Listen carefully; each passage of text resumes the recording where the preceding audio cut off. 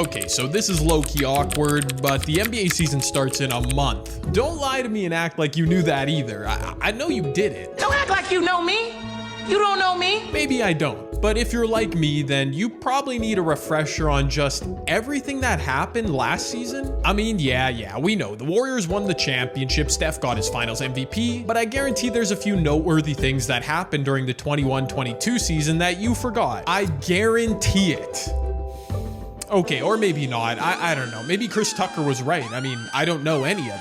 Okay, so let's rewind the clock back to the 2021 NBA draft. Yeah, that's a nice place to start. The draft was held in Brooklyn, and the first 5 picks were Cade Cunningham, Jalen Green, Evan Mobley, Scotty Barnes, and Jalen Suggs. Cade and Jalen Green both had promising rookie years, would finish 3rd and 4th respectively in Rookie of the Year voting, but both saw their team end the 22 season back near the top of the lottery. Ditto for Jalen Suggs while we're here, as the Magic finished 22-60 on the season. Basketball gods, please let Paolo Banchero make the Magic even like 4% interesting. Also at the draft, a blockbuster trade took place between the Washington Wizards and the Los Angeles Lakers. The Lakers scooped former league MVP Russell Westbrook and his enormous Russ contract in exchange for a slew of veterans and a first-round pick. The addition of Westbrook was a recipe for disaster in LA, as he was a very clunky fit. Anthony Davis would battle injury all season long, and despite LeBron James averaging 30 points a game at age 37, the Lakers would miss the playoffs. Garbage day. Oh, and because I probably won't mention them again in this video, the Wizards missed the playoffs too after trading Westbrook, and the lone highlight from their season was Kyle Kuzma's giant pink sweater. That thing just kept on growing, bruh.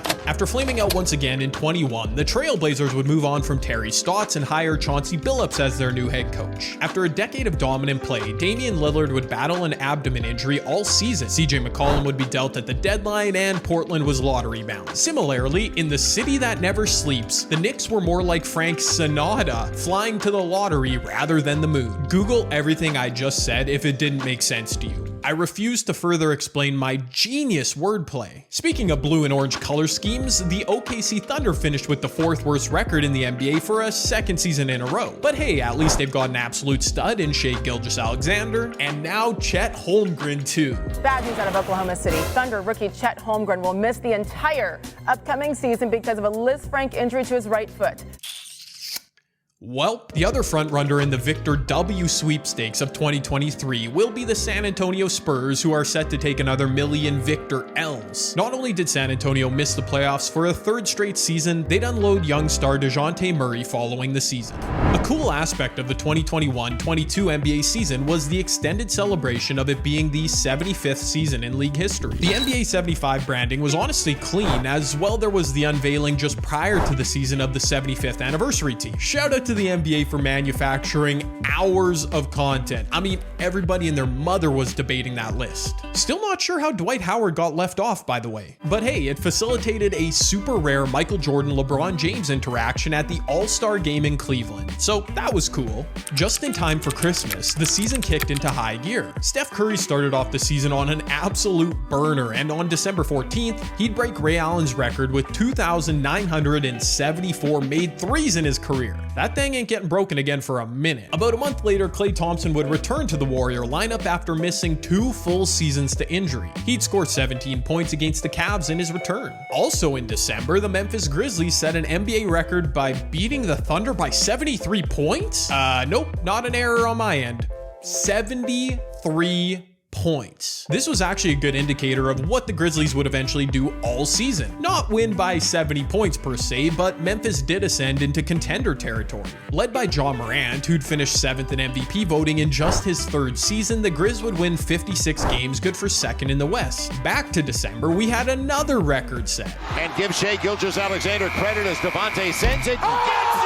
Gets it! The game winner! Oh, wow! Devontae Graham stuns him in Oklahoma City. A genuinely shocking basketball moment. Devontae Graham set the record for longest buzzer-beating game winner in NBA history. Also against the Thunder, ironically enough. Man, they suck. New Orleans would actually be jump-started by that shot, eventually making the play-in and playoffs, even without Zion Williamson, who missed the entire season. In January, COVID had impacted enough teams that we got a slew of super fun replacement players in the league. Isaiah Thomas would return to suit up in 22 games for the Lakers, Mavericks, and Hornets. Lance Stevenson played for both the Hawks and Pacers after a 2-year hiatus. Stanley Johnson impressed on multiple 10-day contracts with the Lakers to carve out an actual role on that dumpster fire of a roster. And my personal favorite? 40-year-old Joe Johnson suited up one game for the Celtics, played 2 minutes, and of course got buckets. Another year, another truly scrumptious NBA trade deadline. For a snack, Kristaps Porzingis was traded from the Mavs to the Wizards and CJ McCollum landed in New Orleans. For an appetizer, the Sacramento Kings dealt Tyrese Halliburton to Indiana for Domantas Sabonis, one of the most head-scratching trades in recent memory. And finally, for the main course at the deadline, the Brooklyn Nets would trade James Harden to the Philadelphia 76ers for Ben Simmons, Andre Drummond, Seth Curry, and 2 first-round picks.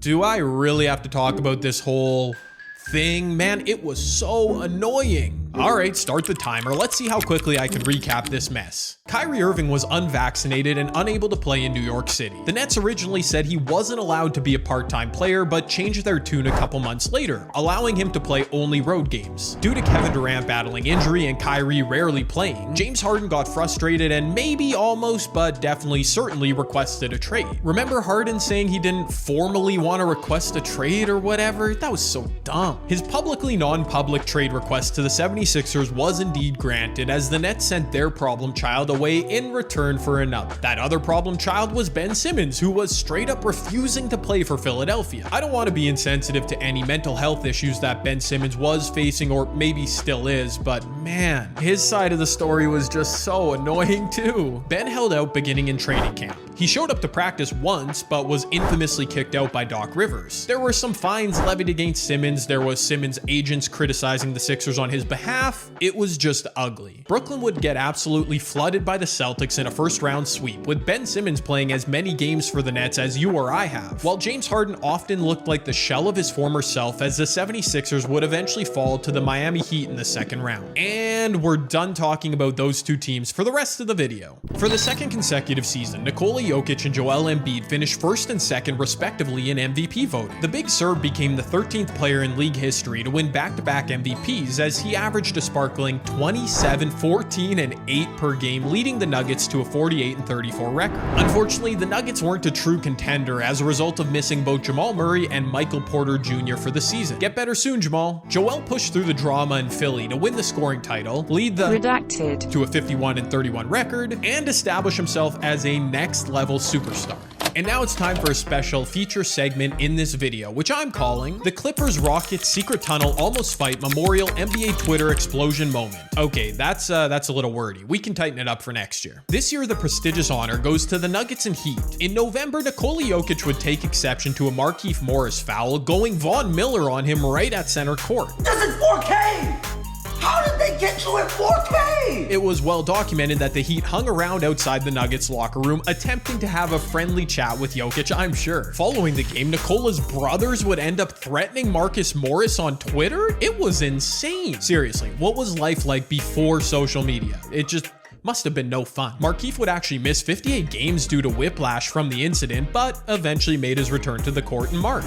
The play-in tournament returned in 2022 and once again offered some pretty compelling drama. Minnesota had started the season just 16-19, but turned things around in January to finish 7th in the West. Karl Anthony Towns was All-NBA, while Anthony Edwards ascended in his second season, averaging 21 a game and potentially earning a Best Supporting Actor Oscar nomination for his role in Hustle. Okay, well, maybe not, but what a film. Minnie would beat the Clippers in the play-in and celebrated like they'd won the championship, only to get beat by Memphis in round 1. Already without Kawhi Leonard for the entire season, Paul George played just 31 games for the Clippers, who rather impressively managed to finish 8th in the West. Meanwhile, out in the East, the Cavaliers were one of the most pleasant surprises in 2022. After drafting Evan Mobley 3rd overall, extending Jared Allen, and giving the keys to Darius Garland, they'd win 44 games. Unfortunately, they'd lose consecutive games to the Brooklyn Redacted Redacted. and Atlanta Hawks to miss the playoffs. Bro, how have I not talked about the Hawks yet? Freaking disappointing season, that's why. Fresh off an East Finals appearance, the Hawks would stumble out the gates in the regular season, causing them to play catch-up all year. Trae Young led the NBA in total points and assists, and they eventually qualified for the playoffs, only to get bounced in 5 in round 1. The only other play-in team I've yet to mention in this video is the Charlotte Hornets. They got blown out by the Hawks, missed the playoffs, but were consistently one of the most fun teams to watch thanks to LaMelo Ball. You're